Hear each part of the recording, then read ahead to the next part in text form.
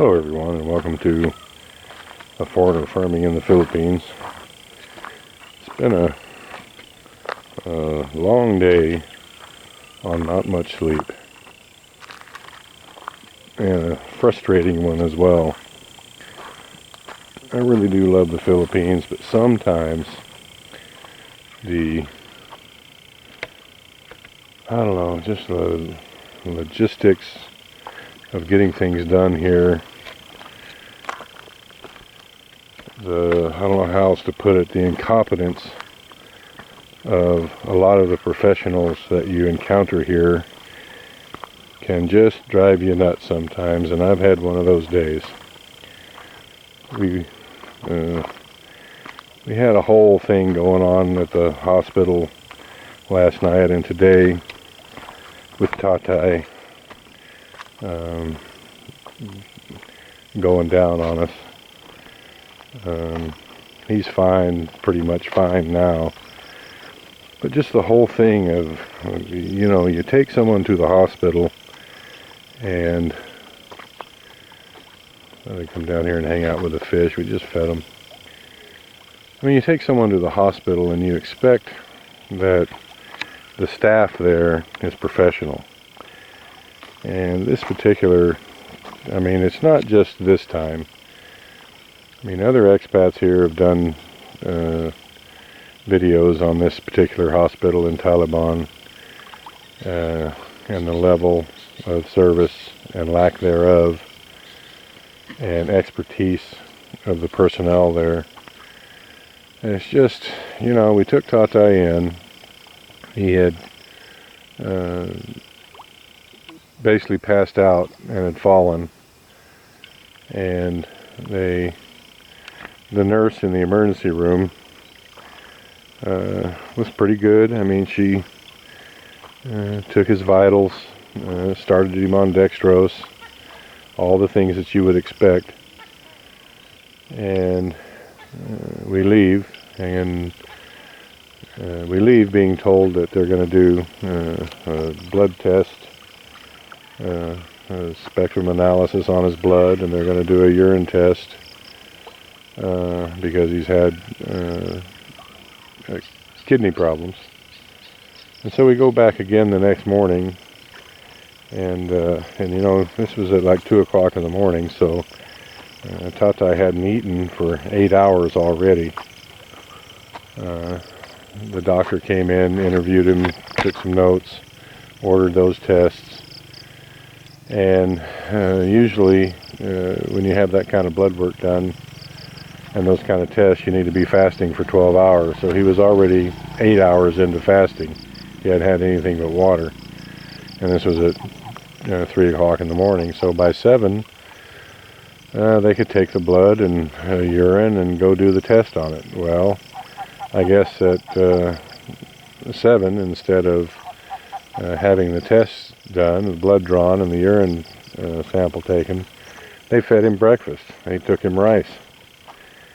And so, it's just frustrating that there was no communication between the doctor and the head nurse that this patient needs blood work, don't feed him anything. It's the simplest thing that you would expect from a hospital. And then it took us, by then I was a bit frustrated. Tatay was really frustrated. He was definitely, in no uncertain terms, said he wasn't going to stay there another 12 hours to be able to have all the tests done fasting. I don't know what that was. It just ran through the bushes there. I don't see anything. Hopefully it was just a frog. But anyway, so at 10 o'clock in the morning, Tatay's ready to go. Everybody else is ready to go. There's nothing going to happen for till 6 in the evening, when would have been fasting long enough to take the tests. So we decided to leave, and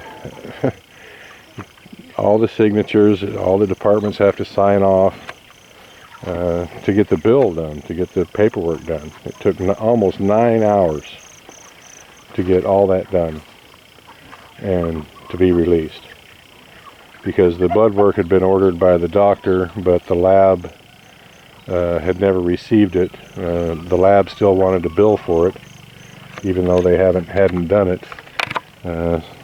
So I don't know, I guess they needed a signature from the doctor saying that it was the nurse's fault, and the nurses didn't want it. I don't know, it was just a big deal. And finally, at about a little after 5 o'clock, I just said load up. In the meantime, we'd gone to Ubai. That's a whole other story over there. I finally just told everybody to load up, we're leaving. We'll come back and pay the bill tomorrow. And funnily enough, when I said that, and was the angry shouting foreigner in the lobby, the bill mysteriously showed up. So we paid the bill and left, and it was just not a great day. And Ubai, I mean, you know, you would expect. We took the new van over there because the blower motor on the air conditioning is just made. You can blow 10 times more air with your lungs than that blower fan is putting out for the aircon. It just needs to be replaced. And we go to Sendai Motors in Ubai, and the head mechanic there doesn't even know where to find the blower motor, doesn't even know what a blower motor is. And I finally walk him through the process and show it to him. He doesn't know how to do it, so tells us that we have to take it to Tagbilaran. I know how to do it, so we got a hold of the manager and just confirmed that if I replaced it and saved the receipt, that they would reimburse us. But it's just, you know, it's just frustrating sometimes. I mean, I'm here because I like this place, but once in a while you just get a little frustrated because it's just different. It's different than what we're used to, and when it's so blatant, it can be a bit frustrating. These broilers are doing well. We're going to go by tomorrow and get the freezer, and we're going to start killing these guys. I don't know how else to put it, and start putting them in the freezer. Not going to do them all at once. You can't put 100 chickens in a freezer and expect it to freeze them down fast enough to make all the meat frozen in the few hours that it needs to happen. So we'll do 10 or 20, 30 at a time, and we'll just take out the biggest ones. I really like to have my chickens at like 4 pounds when I slaughter them, and these are at about 2.5. So we'll probably end up waiting another week anyway before we start doing the deeds on them. Let them get a little bit larger. We've got feed to last another week or so, so might as well exhaust that. And another thing that's kind of, you know, got me venting today is that, you know, we had 2 guys working here last week, and they told us on Friday that they were taking Saturday off because there was a big fiesta somewhere on Saturday. Okay, fine. Would have liked to have had a little bit more notice, but that didn't happen. So they took Saturday off, and then one of them shows up on Monday but doesn't want to work by himself because he just wants to have someone to talk to while he's working, I guess. So he goes home, and then the next day the other guy shows up, but the first guy doesn't show up.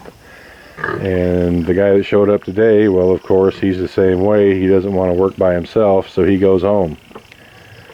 So 2 days that we've had no workers here, just for silliness. So I'll put it right out here on the channel. If any of the subscribers know anyone, if you have family around here and know anyone who wants to work, for 350 pesos a day, send them our way.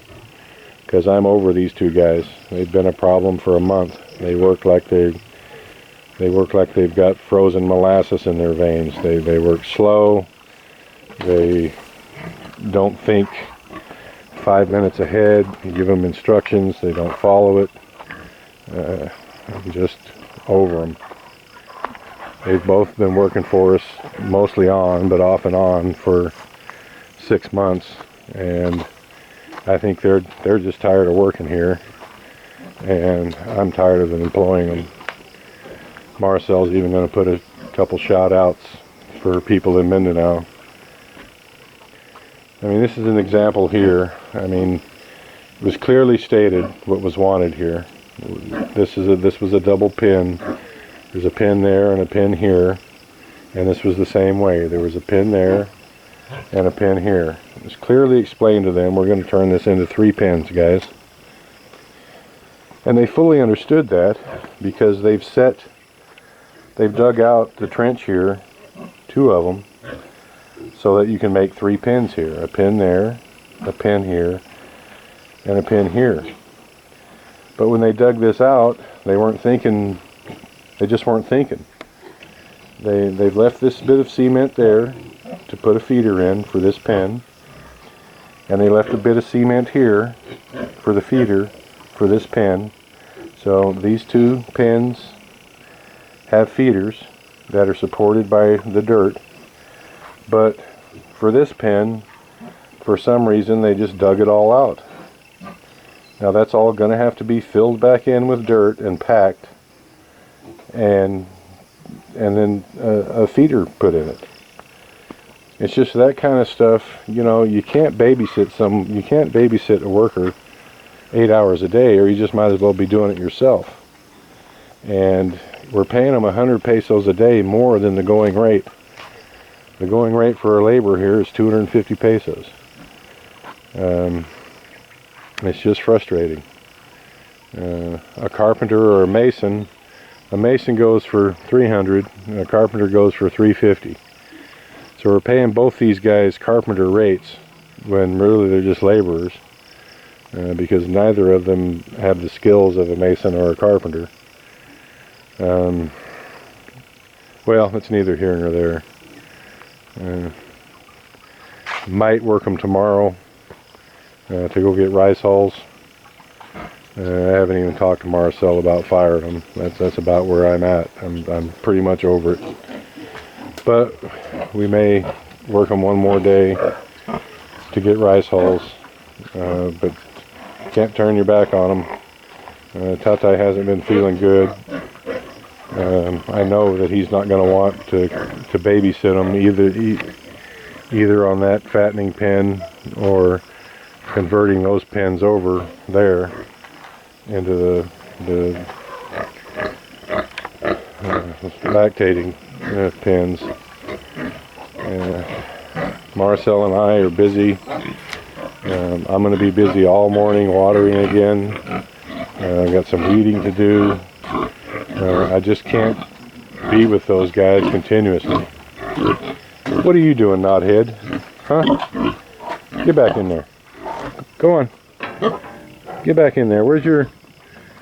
Oh, you've got this all torn up here. Huh? Go on. Go on.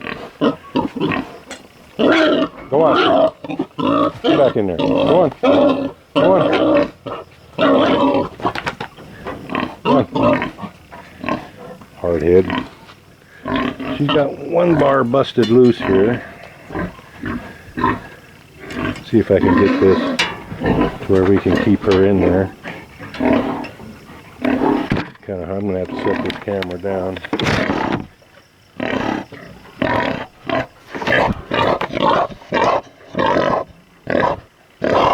That might keep her in there overnight. I don't know what happened to the handle of her pen here. Anyway, one more thing she busted that bar out there out of that gate, and the pen is gone.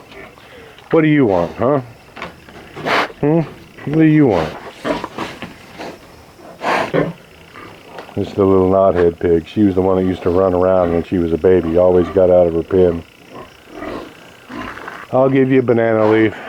Why should everyone have a crappy day except me?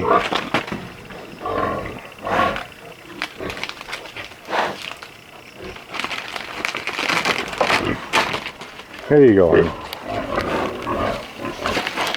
At least you can have a good one. Here you go, knothead. Even though you broke your gate, I'll give you a banana leaf too. Here. Yeah. Alright, well, that's enough of the foreigner whinging about circumstances beyond his control. It'll all be more better tomorrow. Thank you, everyone. Please like, comment, share, and subscribe.